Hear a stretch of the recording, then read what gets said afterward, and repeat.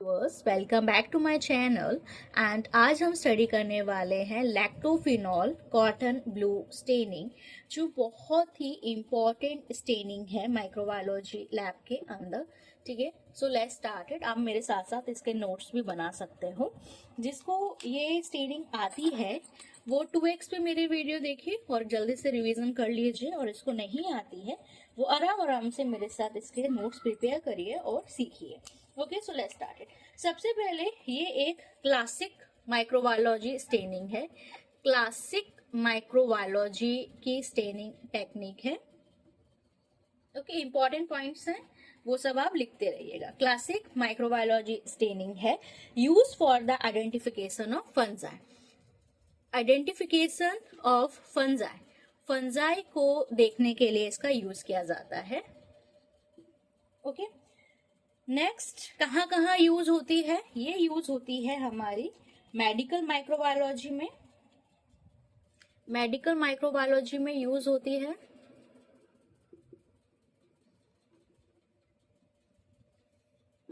Mycology labs में use होती है और प्लांट पैथोलॉजी लैब्स में भी यूज होती है।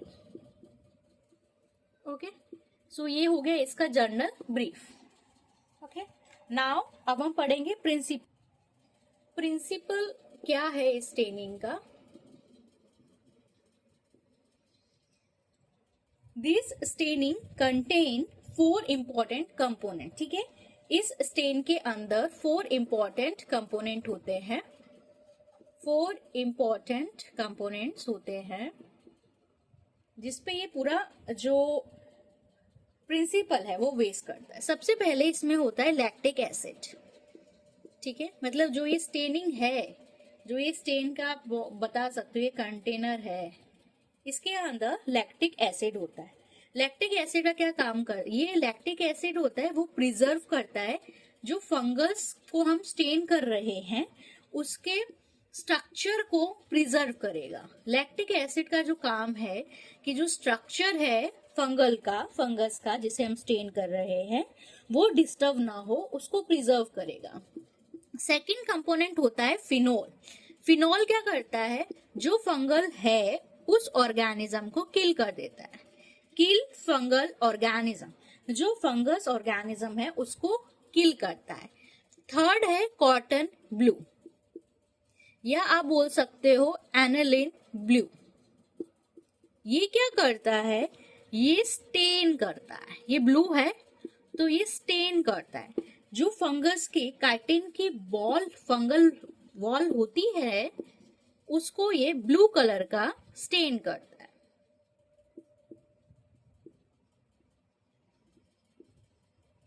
ओके, नेक्स्ट इसमें होता है ग्लिसरॉल। ओके, ग्लिसरॉल क्या करता है? ग्लिसरॉल इसको प्रिवेंट करता है ड्राइंग से, सूखने से बचाता है,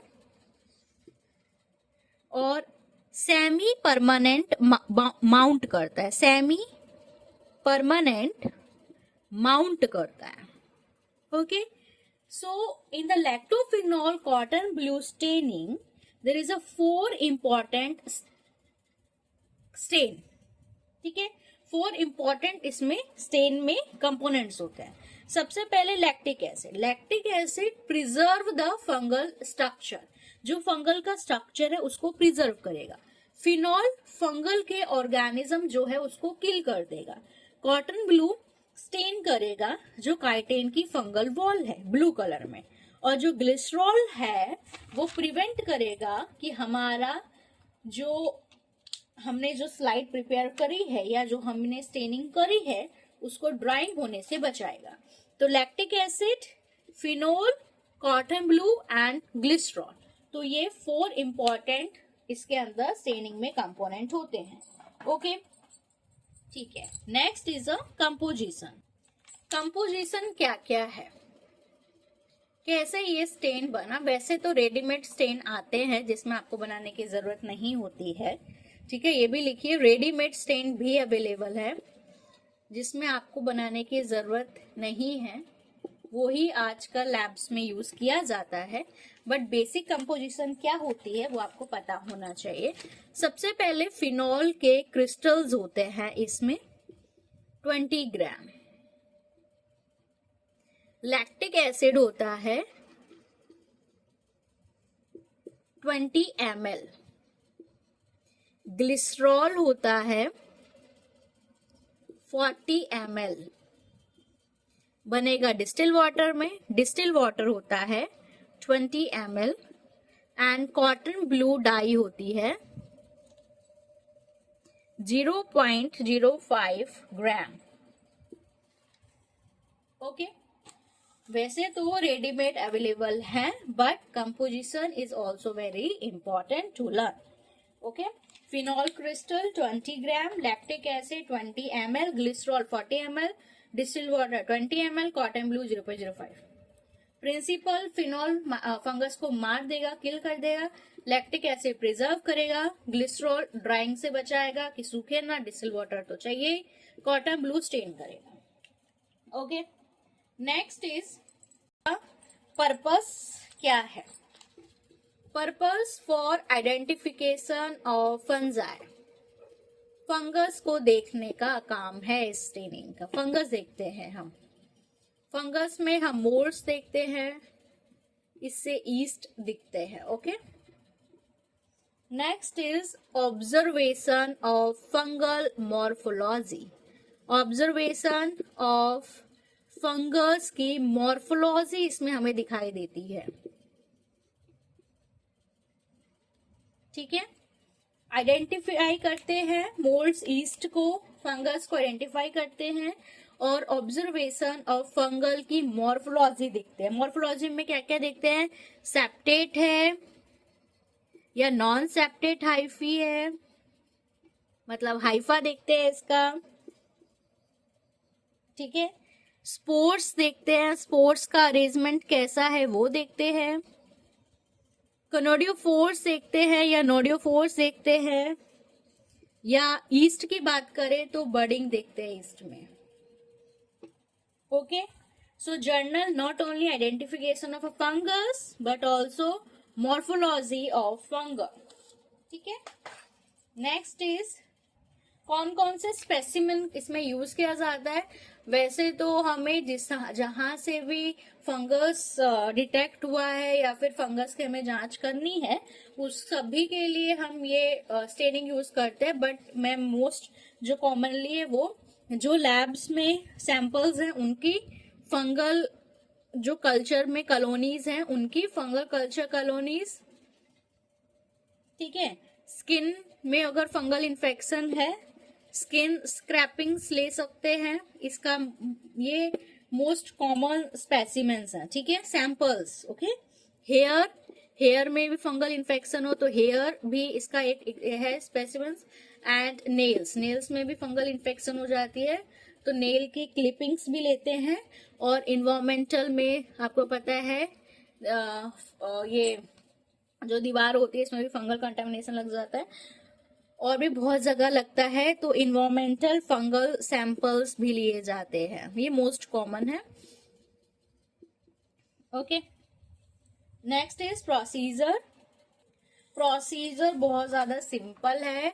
इसको हम या तो टीज माउंट बोलते हैं, टीज माउंट मेथड, क्योंकि इसमें हम फंगस को टीज कर देते हैं, या फिर हम बेट माउंट बोलते हैं। ओके, टीज माउंट या बेट माउंट मेथड। टीज माउंट या बेट माउंट मेथड। सबसे पहले क्या करना है कि प्लेस अ ड्रॉप। सबसे पहले मैं डायग्राम से बता देती हूँ। प्लेस लिख लो, place a drop of lactophenol stain on a clean slide. ये स्लाइड है, इसके ऊपर आपको प्लेस करना है एक ड्रॉप ऑफ ये एलपीसीबी स्टेन जो है उसको एक ड्रॉप रखना है। ठीक है, फिर एक निडल की हेल्प से इसके ऊपर हमारा जो फंगल का स्पेसिमेन है उसको रखना है।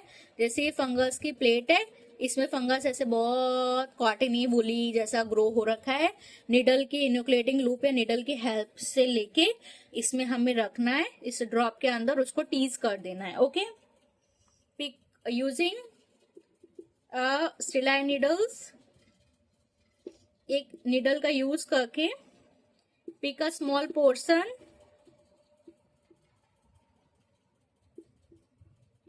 फंगल कॉलोनी के स्मॉल पोर्शन को लेके इस पे रख देना है। ओके, फिर उसको टीज कर देना। टीज मतलब ताकि जो हमारा फंगल्स के गुच्छे गुच्छे गुच्छे है वो सेपरेट हो जाए। ठीक है, तो टीज कर देना है उसके अंदर ही। तो ये ऐसे एक ड्रॉप के अंदर गया तो ऐसे सब टीज कर दोगे तो इतना बड़ा सा आपका बन जाएगा। इसके ऊपर कवर स्लिप प्लेस कर दोगे। प्लेस अ कवर स्लिप वो लिख लेना। Place a cover slip carefully to avoid air bubbles. Cover slip इसके ऊपर आपको लगा देनी है, ऐसे रखनी है कि बबल्स ना बने। फिर इसको माइक्रोस्कोप में देखना है, 100x में नहीं देखना, 10x में देखो पहले, फिर 40x में देखो, क्योंकि इसमें कवर स्लिप लगा है तो 100x तो नहीं देख सकते। तो 10x में लो माइक्रोस्कोप में देखना है, पहले 10x पे सेट करो, फिर 40x पे सेट करो। ओके,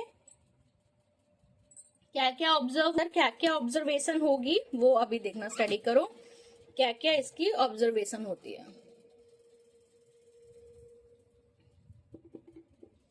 नीचे ऐसा क्नोडियोफोर्स दिखेगा आपको। ठीक है, मैं एक स्ट्रक्चर्स बना देती हूँ, फिर ऐसा आपको, actually this is not a perfect but for your idea, just for idea I am draw this. Okay,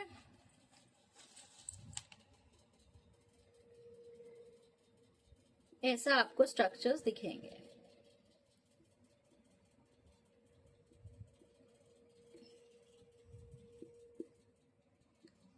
कनाडियोफोर, ये आप रफली बना सकते हो, फिर आप अच्छे से बाद में बना लेना।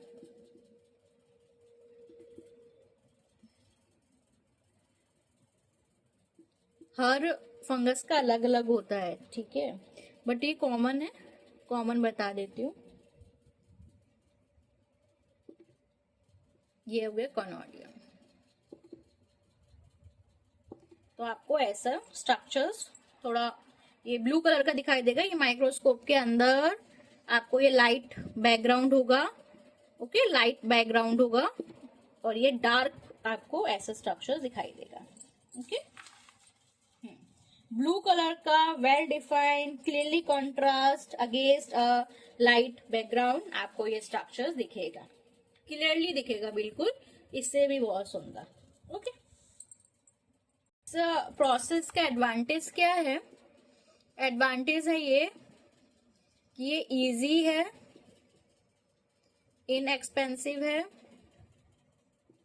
रैपिड है और बहुत अच्छा है फंगस के लिए। फंगस के स्टेनिंग का बहुत अच्छा है ये। Good preservation of fungal morphology, good preservation रखता है फंगल की मॉर्फोलॉजी का। ओके, इसकी लिमिटेशन क्या है? इसमें फिनॉल यूज करते हैं जो कि टॉक्सिक है और कोरस, इसलिए आपको, एक तो फंगस है, और क्या प्रिकॉशंस लेने हैं इसमें? प्रिकॉशंस ये लेने हैं कि एक तो ग्लव्स पहन के करना है काम, क्योंकि इसमें फंगस का काम कर रहे हैं। ओके, ग्लव्स पहनो, फिनॉल से अपने आप को प्रोटेक्ट करो, ठीक है, और वेल वेंटिलेटेड एरिया में ही काम करो। और नेक्स्ट वीडियो में हम डिस्कस करेंगे इसी स्टेनिंग से रिलेटेड इम्पोर्टेंट वाइवा में पूछे जाने वाले इम्पोर्टेंट क्वेश्चंस, क्योंकि बहुत इम्पोर्टेंट है स्टेनिंग, और हाउ LPCB माउंट, मतलब lactophenol cotton blue mount, different from KOH mount. KOH mount और इसमें क्या डिफरेंस है, इसका भी हम डिस्कस करेंगे। ओके, तो अभी के लिए इतना ही, मिलते हैं नेक्स्ट वीडियो में। और अगर आपको ये अच्छी लगी हो क्लास तो प्लीज चैनल को सब्सक्राइब करिए, कमेंट करें कि मैं आपको क्या पढ़ाऊं माइक्रोबायोलॉजी से रिलेटेड या लैब टेक्नीशियन सिलेबस से रिलेटेड, वो आप मुझे बताइएगा। और प्लीज चैनल को सब्सक्राइब करना मत भूलना। Okay, thank you so much for today's video. Thank you.